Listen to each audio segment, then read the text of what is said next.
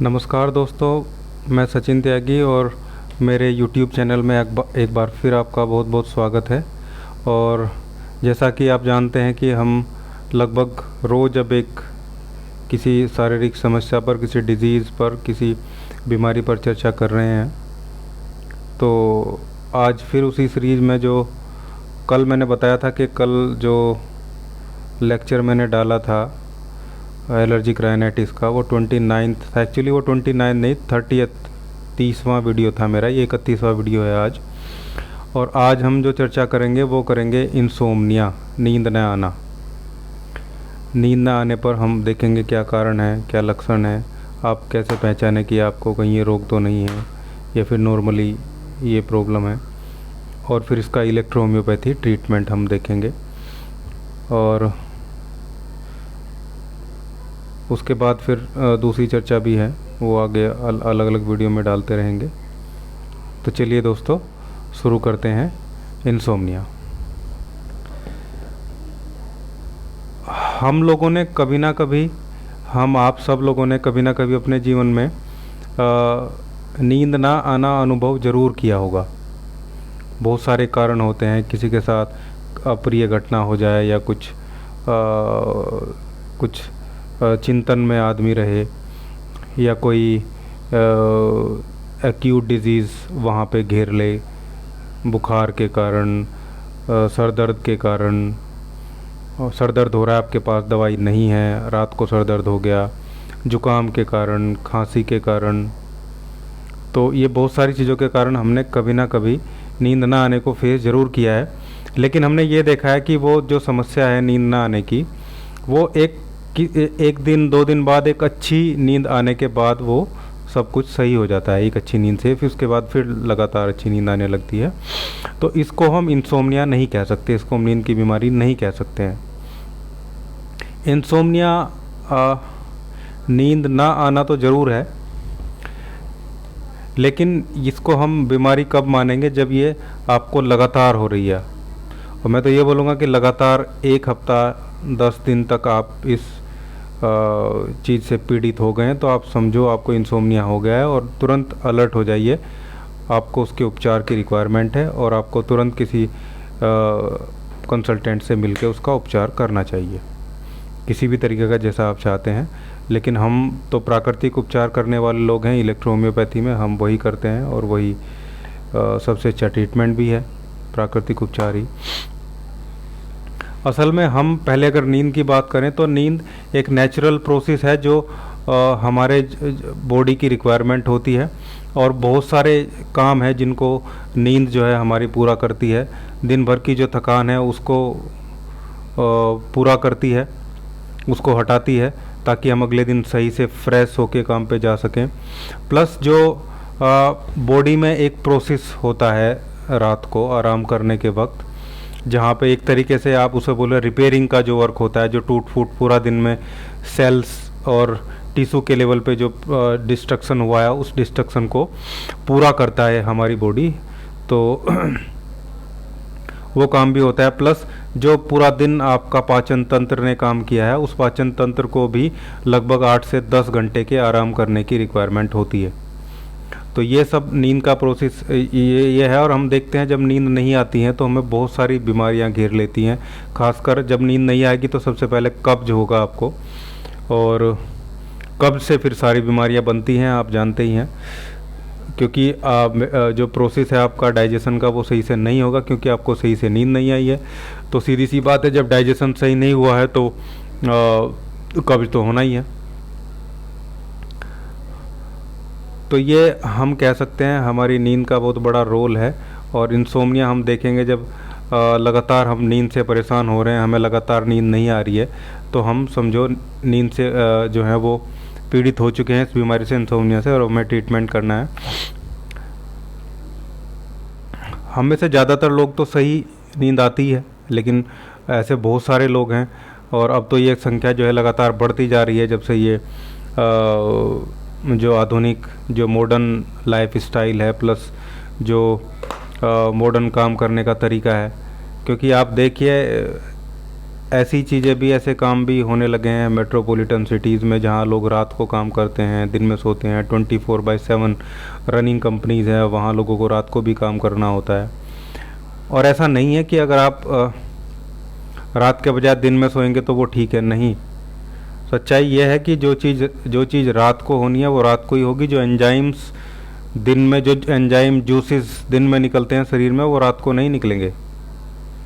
और जो रात को निकलते हैं, जो केमिकल प्रोसेस रात को होता है हमारे माइंड में, और हमारी बॉडी फिर उन अलग अलग हार्मोन्स को, अलग अलग केमिकल्स को सीक्रेट करती है, जो रिपेयरिंग है उसको करने के लिए, डिस्ट्रक्शन को सही करने के लिए, वो दिन में नहीं होगा। तो ऐसे लोग जो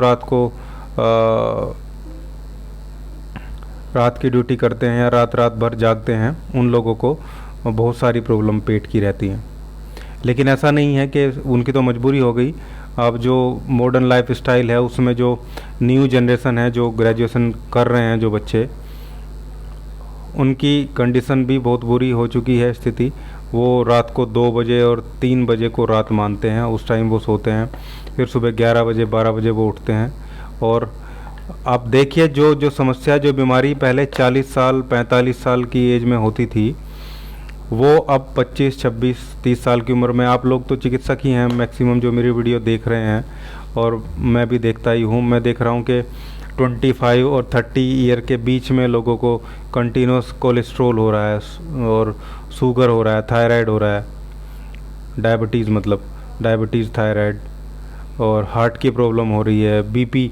अब बताओ 24 ईयर में अगर किसी का बीपी 150 प्लस है तो क्या कहेंगे आप उसको? ये लाइफ स्टाइल के सही तो उसने ख़राब किया है। तो ये है।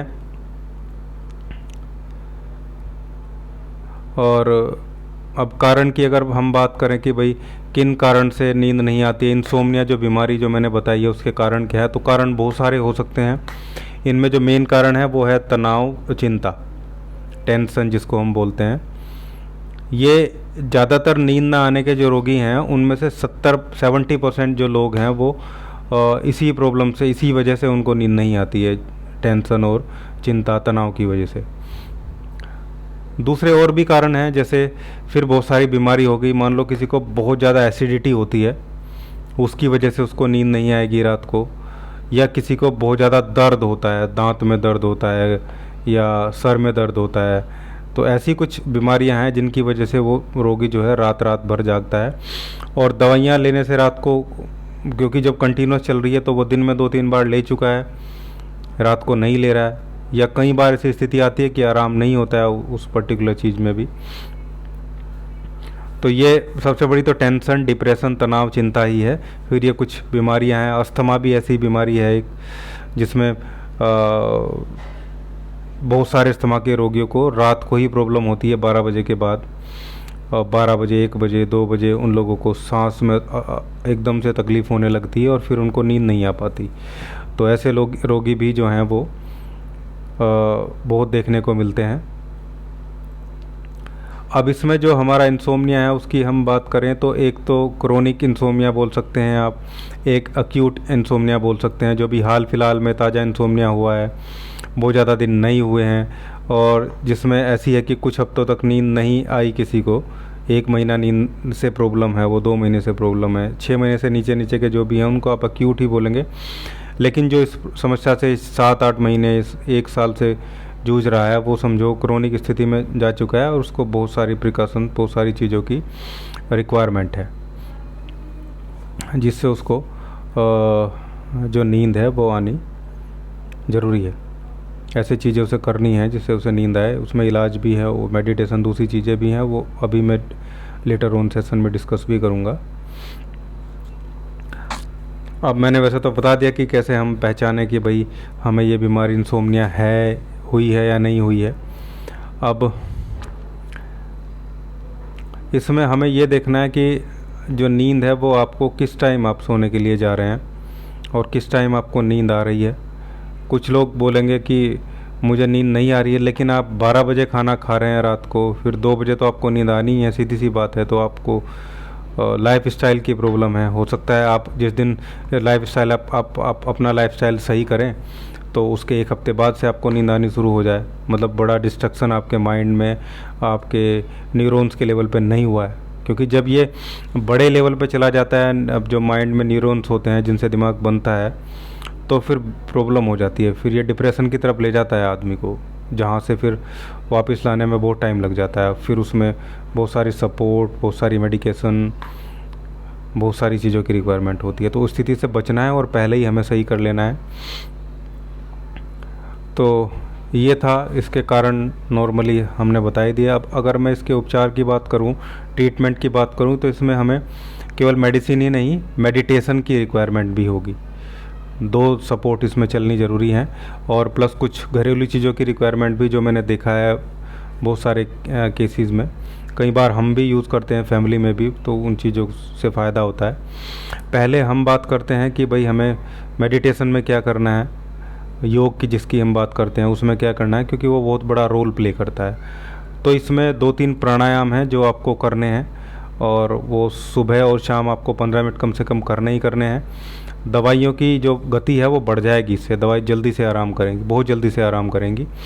इसमें आपको करना है कि अनुलोम विलोम एक प्राणायाम होता है, उसको करना है, और इसको 5 से 7 मिनट आप करेंगे डेली। फिर धीरे धीरे बढ़ाते भी जा सकते हैं। जब आप कुछ दिन हो जाएंगे तो उसको फिर अपने आप ही इसकी ड्यूरेशन बढ़ जाती है। शुरू में थोड़ी देर कर पाते हैं हम लोग चीज़ों को। और एक भ्रामरी प्राणायाम होता है, अनुलोम विलोम, जिसमें एक नाक से हम लेते हैं, दूसरे से छोड़ते हैं। भ्रामरी में हम गहरा सांस भर के और फिर उसको एक गुंजन की आवाज़ के साथ ऐसे हम उसको बाहर निकालते हैं पूरा सांस भरने के बाद। ये आपके 2 बहुत अच्छे प्राणायाम हैं नींद लाने के लिए। और कपालभाति आपके डाइजेशन और दूसरी चीज़ों को सही करेगा, क्योंकि वो भी सही होना ज़रूरी है। तो ये 3 तो मैं बोलूँगा ही बोलूँगा करने के लिए। इसके साथ एक 1-2 आप अगर छोटी मोटी एक्सरसाइज भी कर लें, और आप सुबह टहल लें थोड़ा सा, शाम को टहल लें थोड़ा, सुबह ताज़ी हवा में शाम को, तो ये चीज़ें फ़ायदेमंद रहेंगी आपके लिए। प्लस आप आधा चम्मच हल्दी रोज़ रात को ले सकते हैं, थोड़े से गुनगुने दूध के साथ में, और थोड़ा सा गुनगुना दूध हो। शुगर आपको है, डायबिटीज़ है, तो मीठा मत लीजिए आप, कम मीठा या बिना मीठे दूध से आप ले सकते हैं उसको, लेकिन आधी चम्मच हल्दी आपको लेनी है। हल्दी बहुत गुणकारी चीज़ है और नींद में भी बहुत फ़ायदा करती है। अब हम आते हैं अपनी इलेक्ट्रो होम्योपैथी मेडिसिन की तरफ। तो इसमें एक्चुअली हमें जो है वो नर्वस सिस्टम तक होके काम करना है, उसके साथ में अटैच होके काम करना है। तो मेडिसिन भी हमें वही सेलेक्ट करनी होगी, जिसमें 3 मेडिसिन हमारी बहुत अच्छी होती है, हम जानते हैं, और वो है F1 है, C1 है, 4 मेडिसिन है बल्कि, WE है, एंड YE भी बहुत अच्छा काम करती है वहाँ पे, उसको भी आप यूज़ कर सकते हैं। तो एक कॉम्बिनेशन ये बनाएंगे आप जो स्पेशली उसकी नींद के लिए होगा, जिसमें आप S ग्रुप से एक मेडिसिन ले सकते हैं, शांति वाली, जो शांति प्रदान करती है, या फिर आप उसका अगर टेम्परामेंट सेलेक्ट कर ले तो वहाँ से S1 या S2 ले सकते हैं। लेकिन फिर भी आप अगर थेरेपेटिक पे ही आ रहे हैं, बहुत ज़्यादा उसकी बात नहीं कर रहे हैं, तो मैं बोलूँगा F1, C1 और WE और Y। वर्वन भी इसमें ऐड कर सकते हैं। वर्वन में भी 1-2 प्लांट ऐसे हैं जो शांति प्रदान करते हैं। ये इसको आप जो है कंटिन्यूस D6 में चलाएंगे पहले, D6 के बाद फिर आगे स्थिति देखें, लेकिन D6 में ही ये आराम करना शुरू कर देगा। ये आपको देना है। फिर अगर बहुत ज़्यादा डिस्ट्रक्शन उसके मेटाबॉलिज्म के लेवल पे हो चुका है, तो फिर आपको एक कॉम्बिनेशन और बनाना होगा। आपको लीवर की कंडीशन देखनी है। अगर लीवर की कंडीशन ठीक है तो फिर आप एस्टेन लेंगे। और लीवर में प्रॉब्लम है, आपको लग रहा है कि नींद ना आने की, कॉन्स्टिपेशन, इन सब की वजह से लीवर में प्रॉब्लम हो गई है, तो आप S5 लेंगे। और नहीं हुई है तो आप एस्टेन लेंगे। तो एस्टेन L1 और A3 या S5 L1 A3, इसमें से कोई एक कॉम्बिनेशन आप बना के और उसको D5 या D6 में चलाएंगे कंटिन्यूस, खाना खाने के बाद दिन में 3 बार। पहले वाली मेडिसिन भी आपको दिन में 3 बार लेनी है, और ये दोनों मेडिसिन अल्टरनेट करके लेनी है। एक मेडिसिन खाना खाने के पहले और दूसरी मेडिसिन खाना खाने के बाद। ये तो थी इंटरनल। इसके बाद आप देखेंगे कि उसको रिक्वायरमेंट होगी थोड़ी एक्सटर्नल एप्लीकेशन की भी, थोड़ी शांति देने के लिए। इसमें WE हमारी बहुत अच्छी जो मेडिसिन है, F1 के साथ में WE आप यूज़ करेंगे, F1 और WE का D4 बनाएंगे आप डिस्टिल वाटर में, और उसको फिर आप यहाँ अप्लाई करेंगे फोरहेड पे, ऐसे पूरे फोरहेड पे अप्लाई करेंगे।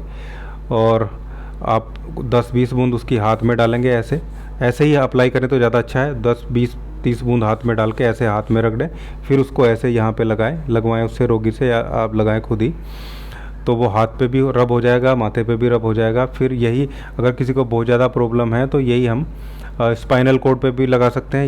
ये वाला जो रीजन होता है मोस्टली जो सर्वाइकल के सातों जो पॉइंट है उसके C1 से C7 तक, इस वाले पोर्शन पे भी लगा सकते हैं। और स्टार्ट यहाँ से शुरू करेंगे, बिल्कुल पीछे से शुरू करेंगे यहाँ से लगाना, और पूरे 7 पॉइंट पे आप यहाँ लगा सकते हैं। प्लस पैरों के तलवे पे भी उसको लगाने से बहुत आराम मिलता है। F1 और WE का जो कंप्रेस है उसको D4 में डिस्टिल वाटर के साथ में ये सब करेंगे तो आप देखेंगे कि मैंने खुद का भी ट्राई किया हुआ है, और 3 से 4 दिन में बहुत अच्छी नींद आने लगती है। बहुत अच्छी का मतलब ये तो नहीं है कि ये बिल्कुल भी नहीं सो पा रहा है तो वो 10 घंटे 8 घंटे सोने लगेगा, लेकिन एक सेटिस्फेक्शन लेवल पे वो पहुंच जाएगा को आपको बोलेगा कि हाँ 8 दिन की दवाई आपने उसे दी है, तो 8 दिन बाद वो आपको बोलेगा कि हाँ डॉक्टर साहब मुझे नींद आई है, इम्प्रूवमेंट है मेरे में। फिर आप 8 दिन की और देंगे। ऐसे मैं स्टार्टिंग में बोलता हूँ 2 सिटिंग आपकी 8-8 दिन की ही होनी चाहिए, ताकि आपको अपनी मेडिसिन का पता चले वो सही डोजेज में सही डाइल्यूशन में जा रही हैं नहीं जा रही हैं, और आपको थोड़ा सा चेंज करना है तो उसका भी स्कोप रहे आपके पास।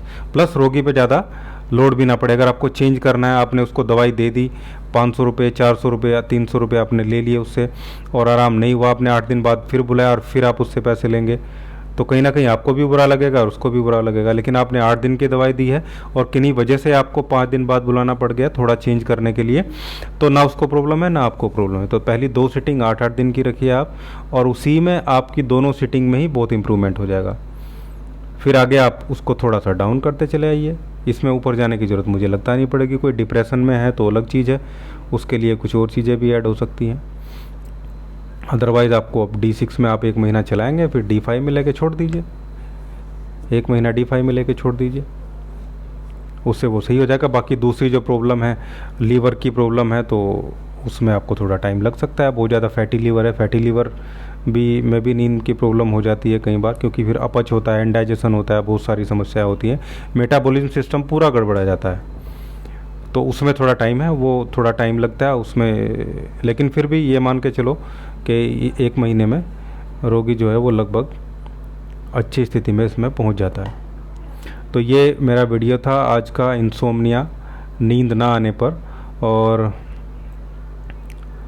आशा करता हूँ कि आपको अच्छा लगा होगा, आपको पसंद आया होगा, और जो मेरे वीडियो हैं उनमें आप लोग रिज़ल्ट भी ले रहे हैं। मेरे पास मैसेजेस भी आते हैं लोगों के कि सर हमने यूज़ किया था, फ़ोन भी आते हैं, और हमें बहुत ज़्यादा अच्छा लगा, बहुत अच्छा लगा है, बहुत अच्छा फ़ायदा है। जैसे अभी कुछ दिन पहले मेरे पास एक डॉक्टर साहब का फ़ोन आया था, नाम मेरे याद नहीं है, उन्होंने अस्थमा में मेरी जो PDF है मेरी 200 फार्मूला वाली, उसमें से अस्थमा से रिजल्ट लिया था। वो बोल रहे थे कि जो रोगी आया था वो बहुत दिन से एलोपैथी मेडिसिन खा रहा था, स्टेरॉइड वगैरह भी ले रहा था, तो वो बोले कि उन्होंने दिया उसको 15 दिन का बना के, हालांकि 8 दिन का देना था लेकिन 15 दिन का दिया, उससे उसको आराम हुआ। फिर उन्होंने उसको 1 महीने का दिया, तो वो बोल रहे थे कि 1.5 महीने में जो है उसका जो पंप लेता था वो उसकी फ्रिक्वेंसी आधा ही हो गई, उसको 2 बार लेना पड़ता था, और अब वो सिर्फ 1 बार सुबह उठते ही ले रहा था 1.5 महीने बाद। तो मुझे उम्मीद है कि अब और 1.5 महीने बाद उसके दोनों टाइम का जो पंप है वो छूट जाएगा, और फिर हमारी मेडिसिन को 6 महीने 7 महीने चलाएंगे तो धीरे धीरे वो अपनी नॉर्मल स्थिति में आ जाएंगे। तो आप लोग भी लीजिए, रिजल्ट मिलेंगे, 100% रिजल्ट मिलेंगे आपको। थोड़ा डायल्यूशन में इधर उधर रोगी के अकॉर्डिंग चेंज करना पड़ सकता है, एक आध मेडिसिन इधर उधर करनी पड़ सकती है, वो प्रेजेंस ऑफ माइंड आपको रखना ही है, रोगी आपके सामने रहता ही है। और आज हमारे 500 सब्सक्राइबर भी पूरे हो गए हैं। जल्दी ही मैं उम्मीद करता हूँ 1000 सब्सक्राइबर आप लोग जल्दी मेरे पूरे कर देंगे, और फिर मैं आपके सामने लाइव आऊँगा इसी टाइम लगभग 10 बजे के आसपास ही, और फिर हम लाइव में बात किया करेंगे। आप लोग चैट बॉक्स में क्वेश्चन डालें, मैं उनका जवाब दूं, तो वो और ज़्यादा इंटरेक्टिव हो जाता है। ठीक है दोस्तों, वीडियो को लाइक कीजिएगा, शेयर कीजिएगा। चैनल सब्सक्राइब नहीं किएगा तो आप इसको एक बार सब्सक्राइब ज़रूर कर लीजिएगा। थैंक यू, नमस्कार।